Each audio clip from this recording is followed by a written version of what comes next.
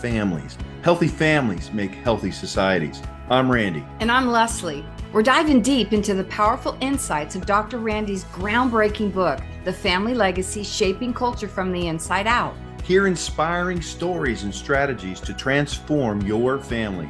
We'll explore topics like communication, forgiveness, healing, parenting, marriage. We'll cover it all. We'll have provoking conversations with experts, coaches, and real-life families who are benefiting from intentional family building. This podcast isn't just about theories. It's about tools that you can implement today. We all come from families, so this podcast is for you. Join us on this incredible family journey. Subscribe now as we learn to do family as God designed. Transforming families one episode at a time. Remember, whoever wins the family wins the culture in the end. Let's go.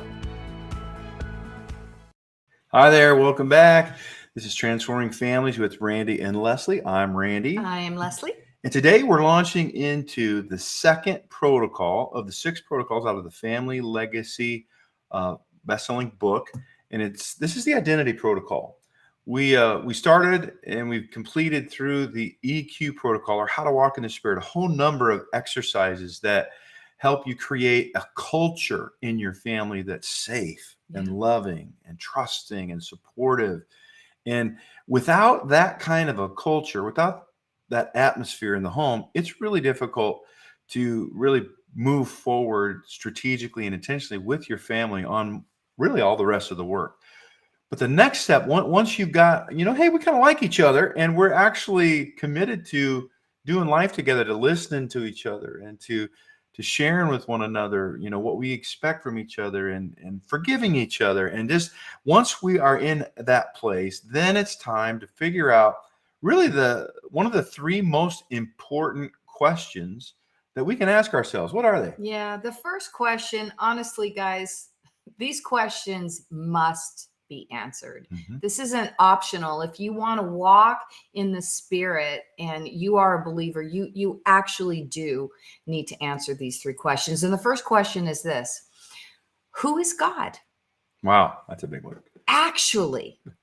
And I want to those of you that just like went into this or already know that, I want you to pause for a moment, because many of us were raised in environments in religious environments, and we actually don't have a full, or we have a flat out inaccurate understanding of who God is, that he's punishing, that he's mean, that he's just waiting for us to screw up, that he's distant. He's inaccessible. He put things in motion and left. Yeah, he's super far away.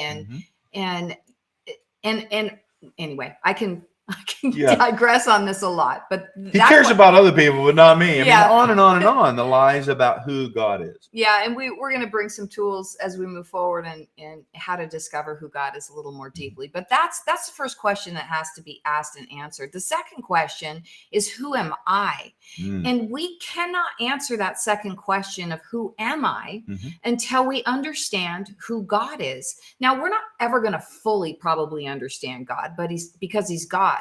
But we cannot answer the question of who are we if we don't know who he is, because we came out of him. We are the very essence of God, because he said when he created us that he created us in his image, male and female, in his likeness. Like, wow, that statement alone, you can meditate on for the rest of your life. Wow. God, the God of the universe, breathed himself and created me in his very image. Like, wow. So those are your first 2 questions. And then the third question is around purpose. Why am I here? And we all need to answer that for ourselves individually. But in the context of family, we're going to delve deeper into what's the purpose of my family. Listen, God put all of us into families. Sets us in families. Sets us in families. And so the family unit is important, and it's important to understand why this family, why my family, what's the purpose? Yeah. And this is so critical, because if we don't know who we are, who God is, and why I'm here, then we cannot do family as God designed. There's no way. And so in the book, we start with the EQ protocol, and then we come to this identity protocol. This is a series of exercises that give the family several processes and tools to do some digging and to figure out and the answer to that question. And it is such a vital question to answer, because as we go then on to, if you've listened to our previous podcast, you know that we've gone into this in more detail, but the design of God for our family, the family is the government of God in the earth. The family is, right, his primary means of bringing the kingdom of heaven to earth. He, right in the Genesis, right in the beginning, back to the beginning, he says, be. That was his first word to Adam and Eve, the new humans that he made, right? Be fruitful and multiply. Be what I put in you, the seed, be the nature, be who I made you. Well, if we don't know how he made us, how do we be that? If we don't know who he is. Yeah. And so we must. And when I did the research in the book, The Family Legacy, Shaping Culture from the Inside Out, I really asked God fresh, what is the problem in our families and what is the problem in our culture? How do we turn it around? I'm sure you're paying attention. If you're listening to this podcast, you're paying attention to what's going on in the world. The assault on identity it's always been, let me start there. Yeah. Right from the garden, right from the very beginning. And then it is now more than ever at the end of the age here. It is, I mean, how many different, just even around gender identity, you know, right there and push the button, right? And you can probably feel that. Listen, God is very clear on what he designed and why he designed it.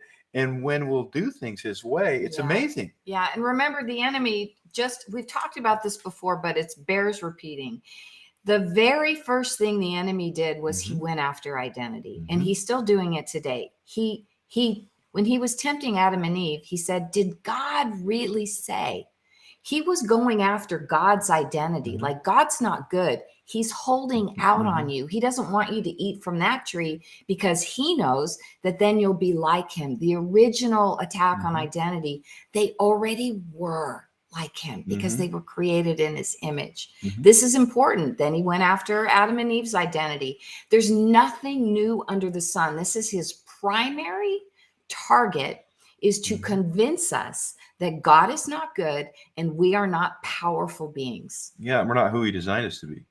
And then went right on, right? He goes after Jesus's identity in his temptations in the wilderness. You know, if you are the Son of God, if you are, notice that word, if you are, who are you, Jesus? He's tempting to deceive or entice or tempt Jesus into not believing who he is.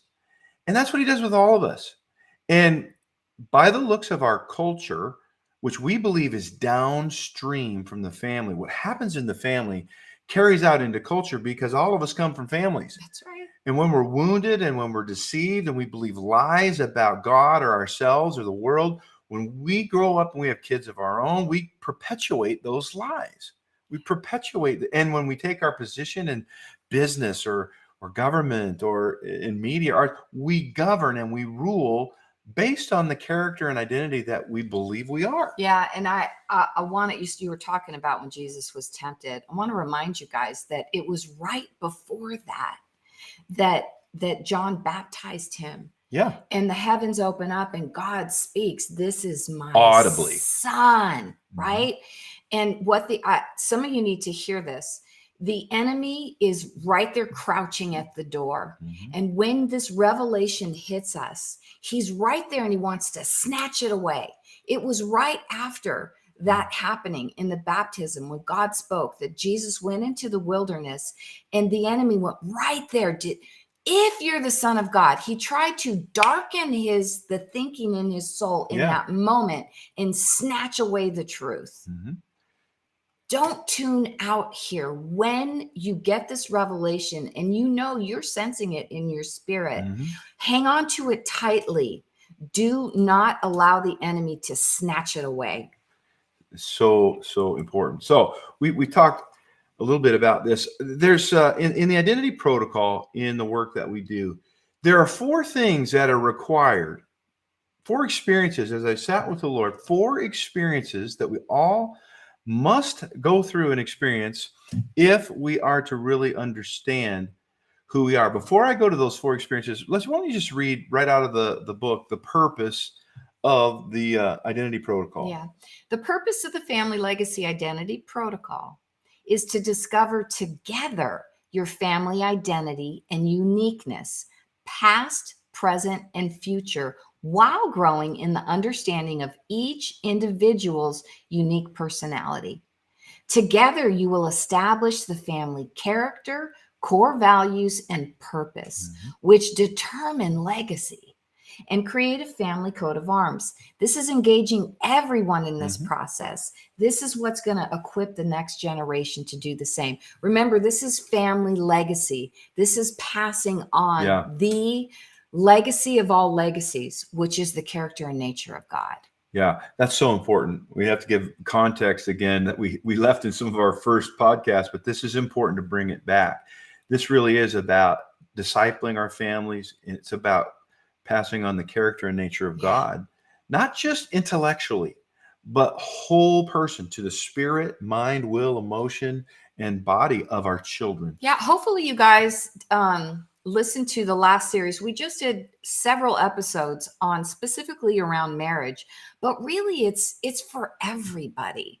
And we really delve deep into that body, soul, spirit connection. We talk about it in the context of marriage, but it's everything. So if you kind of just skipped past those, like I'm not married or my marriage is good, I encourage you to go back and listen to those. And hear this line if you hear anything today, right? The only legacy that we leave is the legacy we live.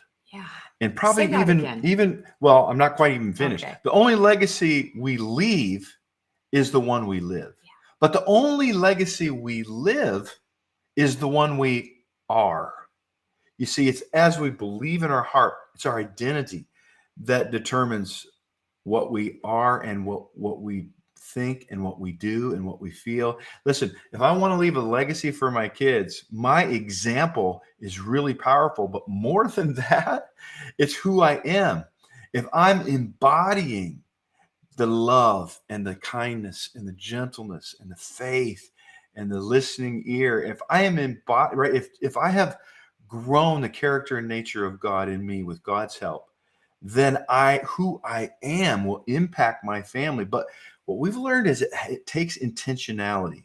That's why we've gone to the work with God of putting all of these tools together, is so that families can say, okay, that's my heart. That's what I want to do. But how do I do it? Yeah. Randy says a lot, we become what we behold. And this is directly connected to that first question, who is God? And so we behold him, and then we become that. We are human beings. Be what? Be the character and nature of God that he breathed into us. This is important, guys. Sure. This is the key to everything. Knowing who God is, being who he says we are, and then the doing, the stewardship of our families, the stewardship of our life comes out of that. Yeah, it's inside out. Yeah. Right. Okay. Before we go to break, I want to talk about these 4 experiences, because what we've done is create a lot of tools to be able to experience those 4. Here's the first one. You want to know who you are and who God is, what your purpose is for your family. The first thing that you've got to do is be willing and make a choice to go on what we call an authentic search. An authentic search, meaning from a heart that's hungry to explore and discover and know the answer to these questions. I'm going to pursue and go after this search. You know, the Bible says something. Jesus, his heart says, listen, if you seek me With your whole heart, with all your heart, what? you'll find me. You will find me. Remember the Jesus on the Sermon on the Mount, knock, right? Ask and it'll be given you. Seek and you will find. Right? Knock and the door will be open. You know, he says, I will reward those who diligently seek me. Yeah. And so this is his way. We know this is his design, is for us to seek him, to search. But it takes an authentic search. We need to be open. We need to be able to say, I'm going to search on his terms. And well, what does that mean? Well, I'm going to quiet my mind. I'm going to listen to him in prayer. I'm going to search the word. I'm going to do the research in my family history. And we've got all kinds of tools, but I'm going to do it with him so he can share with me what he wants me to know in that search. And I'm going to be a good student, and I'm going to write it down or type it down. I'm going to capture through this search what he shows me. And these tools, one after the other, if you take that heart and that posture that we are going as a family after God to search out the answers to who we are historically in our family, who we are individually now, what character qualities of him show up in us, what are uniquely ours, then if we'll do that with him, you will be amazed at the second experience, the revelation that you receive from that authentic search. Why is a revelation important? How can you know things unless they're revealed?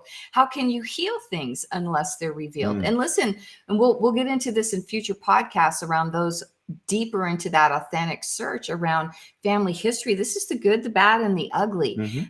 That's what is. You cannot change or course correct if you don't know what was. That's been brought into what is, so that whatever shifts you need to make in your family, wherever the rudder needs to make an adjustment to get back into order of God's design for your family, how else are you going to know that except through revelation? Yeah. And so there's a lot of ways we know things. We know things in the world based on how our body and our senses experience it. That's our world consciousness. That's not what we're talking about, revelation. You know, when we study with our minds, academia, and we know things with what's called common knowledge or natural knowledge. And we can know ideas and it's important. But revelation knowledge comes directly from the Spirit of God to our spirit. And that direct revelation, that direct impartation of knowledge that is his thinking and his way that comes to our spirit then informs our mind, our emotion, and our will and our body. And when we choose to agree with him, then we can experience the benefits of doing things his way. And if we don't agree with him, we won't experience the benefit of it. And so this is vitally important that we receive the second experience after our search is to understand by revelation. Now, real quickly, the third, and this is even interesting that it came out as an actual tool, but here it is. It's a distinct experience around our identity search, and it's this: the choice to believe. Yeah. We can know stuff, but if we don't come into agreement with it, God made us with a will, and that will is what all the other parts of our being compete for to get dominance over the will, because wherever the will goes, the whole being goes. That's true. And so when I'm searching and I receive revelation knowledge, there's another piece that has to be present where I say, I believe. Yeah. I choose to believe. Right. You can receive something. I know most of you are listening. I have my hands out in front of me. You can receive a gift, but unless you take it in to yourself, you actually choose to, okay, this is for me. Yeah. This revelation is for me, and I choose to believe it's for me. You can just hold it out in front of you and look at it and go, that's really pretty. You know, the word says he puts a banquet before us. Yeah. He requires us reaching over to the table and taking what we need, that revelation, and then choosing to believe it, to take it into our being. Yeah, it's so vital and important. And then finally, the fourth experience is an unwavering commitment to inside out action. You know, we work with a lot of people in our coaching, and, you know, it's often they say, well, I want to do that. What are you going to do? Well, I want to be better. I'm going to try. I'm going to try. And we stop them right there most every time and say, wait a minute, that's powerless. Wanting is nothing. We all want Trying is guaranteeing a struggle.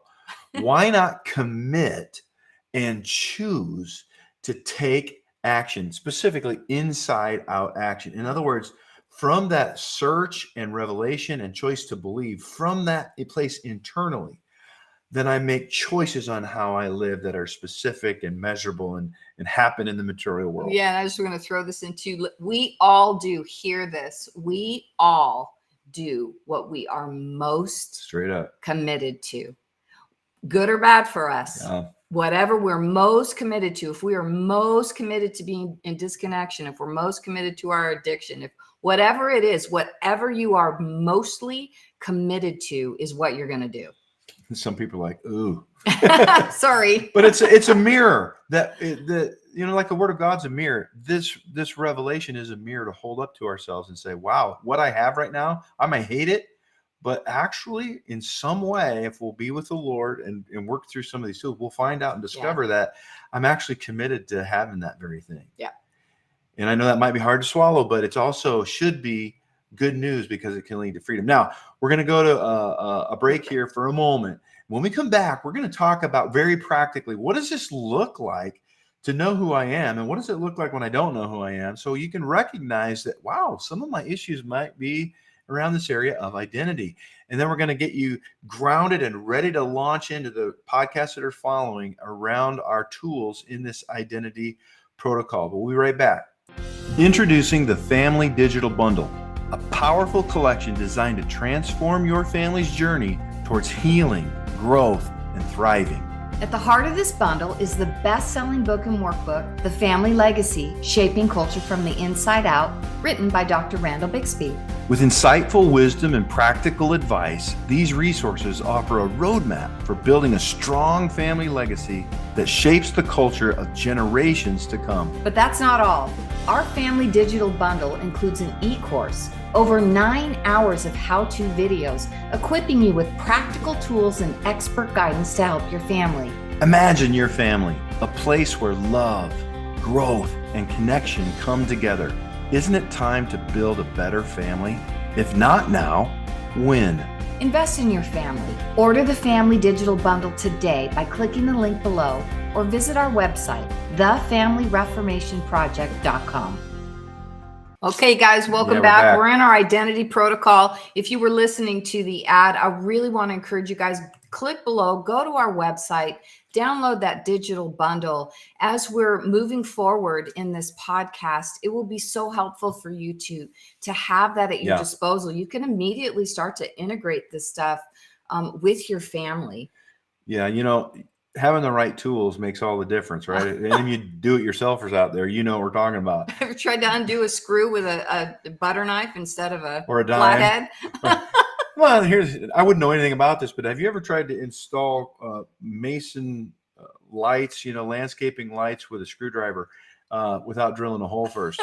It'll cause all kinds of that problems. may or may not be a true story. Yeah. So here's the thing we want to look at for a moment. First question, what does it look like when we don't know who we are or who our family is, when we don't have this sense of identity? Remember, the 3 major issues we discovered as we did all of this work, why the family has fallen, why our culture has fallen as a result, was identity drift. Number 1 problem, identity drift. We don't know who we are. Then it was the failure to self-govern well and the choice not to steward the family as God designed. We address those in other protocols, but this is about addressing that first big problem, the identity drift. So when we're drifting, we're not clear on who we are. What does that look like? We're off course. Yeah, we're off course. It's that picture of the boat, right? That's anchored in harbor, but the anchor's not sticking and the storm waves are coming, because how many of you know life has storms for all of us? And it just pulls it a little bit farther out to sea and a little bit farther out because the anchor's not holding firmly. And a little farther out, and all of a sudden in the really big waves, and there's all kinds of problems. And when we look around, there's no land. But, we're way far away from that safe harbor where we were going to be able to, enjoy and fish. So that's what's happened. When that happens, we lose things like purpose and clarity. We don't know what to say yes to, what to say no to. Let me give you a picture of what this looks like.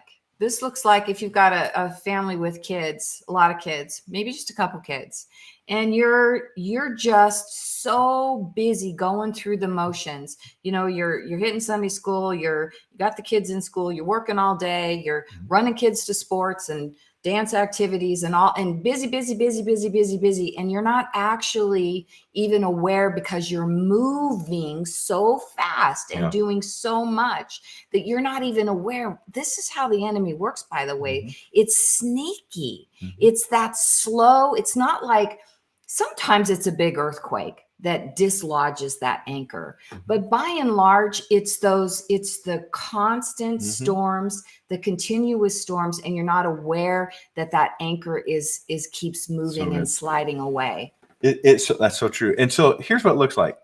It looks like excuses coming out of our mouths why we won't prioritize family. Too busy. Why you won't? Yeah, I'm too busy. It won't make any difference anyway. There'll be time for that later. Oh, they'll just figure it out. They'll just get it. Oh, church is going to teach them all this. Church will, the school will educate them. Well, here's what it looks like. That's what it looks like in a family. When we don't know who we are in a culture, the downstream effect from that is, you go to fill out some sort of government legal, documents, and you have 17 genders to choose from. That's what it looks like in culture. We have parents fighting school boards because the ludicrous things that they're doing to our children, hiding from parents. And I mean, the anchor has not held, and we are way far away. And then our laws become right. What's right becomes wrong. We're What's not wrong enforcing becomes our laws. right. My goodness. It becomes lawless in our society. You say, well, how is that a picture of me just not knowing who I am? Because all of culture is downstream from family, guys. Randy talks about this in the book. Every culture, the fall of every culture, by and large, has begun with the deterioration of the family. It's true. So if I don't know who I am, I cannot possibly be the husband that God designed, the wife that God designed. I can't be the parent God designed because I don't know what that is by his design. If I don't know who I am, how will my kids know who they are? How will I understand how to show up in business and do business God's way if I don't understand who I am and get into order? Lesli talks a lot about this, order and posture. If my being isn't ordered, where my spirit is alive to God and the rest of me is following that, and if I don't posture myself in surrender to God's will, God's way, then I am adrift. And the downstream effect of that is really what we are looking at today in our culture, in every, what we call the gate of culture, in education, in the media, in arts and entertainment, in the church, in the family. We got, the family stats are clear, broken families. And we're not slamming families. We come from a broken family. We're a blended family. And by the grace and goodness of God, who is our hero, he's restored us. And that's why we're here, because we figured out a path with God to heal and restore and get doing family the way he designed. Yeah. And even before we start with that authentic search, just for those of you who are like feeling a lot of, ouch, if you're feeling that, we just encourage you. God made a way when there was no way. Just start on your knees. Yeah. Get on your knees. If you can't get on your knees because they're shot, get on your proverbial knees, right? And just like, here I am, Lord. I've been doing it on my own, the best I knew how to do it, but I'm experiencing a lot of pain and I'm seeing a lot of wreckage in my family. And I relinquish my right to my own will, and I want your will in this. Start there. Yeah. And we're wrapping up here pretty soon, but listen, this is vitally important. This identity drift's the major problem of why we are where we're at in our families, in our marriages, in our communities, in our nation, and in fact, in the world. And so this is what must happen. We've got to surrender. We've got to go on an authentic search. That's what the tools in the identity protocol take you on. You research family history, you research generational history, genetic history. There's a distinction of all those. Yep. You ask the Lord about who I am. We take you through exercises and research. And this is a very engaging protocol. Children, young and old, everybody loves this. We're built to know the stories of where we came from, the good, the bad, and the ugly. I want to remind you guys too, we are wrapping up. We didn't start this work with our kids until they were grown. So it doesn't matter where you are in your family journey. If you're just even thinking about having children or you have children, this is so important that we know who God is, that we know who we are, that we know what the purpose of our family is. We just really want to encourage you to engage, stay listening, get the bundle and go on this journey with us. Yeah. And lastly, We cover all of these tools in depth, everything in the book, in our family school, the family school. And we encourage you to join us for our next upcoming class. You can click the link below. But just remember this: whoever wins the family wins the culture in the end. We'll see you next time. That wraps up another inspiring episode of Transforming Families with Randy and Lesli. We hope that today's conversation has left you feeling empowered and equipped to take action. Remember, transforming families begins with transforming ourselves. Let's be intentional, loving, and persevere. You're not alone. We're right here with you. We believe Proverbs 24:3, wise people are builders. They build families, businesses, and communities. Through intelligence and insight, their enterprises are established and endure. Thanks for joining us today. We encourage you to stay connected with us on social media, join our email list, and learn more about our resources and classes at the Family School by visiting thefamilyreformationproject.com. Remember to subscribe, share with your loved ones, and spread the word about transforming families. We'll see you on our next episode. And remember, whoever wins the family wins the culture in the end.